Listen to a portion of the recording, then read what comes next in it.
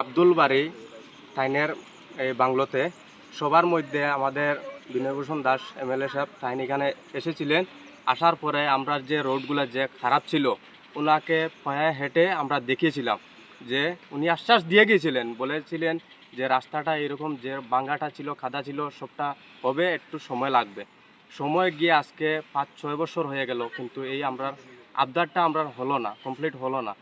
আমরা ওনার কাছে আবার আবেদন রাখছি যে আমাদের এই বর্ষাকালে অতিরিক্ত রাস্তাটা এত বহাবল খারাপ হয়েছে, আমরা নিজে বলতে পারছি না, কিন্তু আপনারা একবার এসে দেখেন আমরা সত্যি বলছি না মিথ্যা বলছি, আমাদের এইদিকে গ্রামের কন্ডিশনটা কীরকম আছে, আমাদের নিজের পকেটের টাকা দিয়া আমরা এই রাস্তাটা কমপ্লিট করে চলাচল করছি। আপনার কাছে আবেদন, আমাদের রাস্তাটা একটু গ্রাম পঞ্চায়েতে বললে আমার কাজটা করিয়ে কমপ্লিট করার আবেদনটা রাখছি।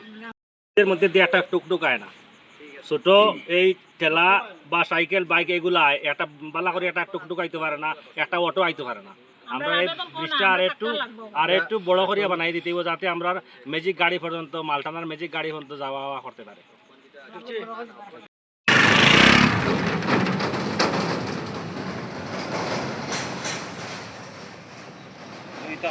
আমি দিয়েছি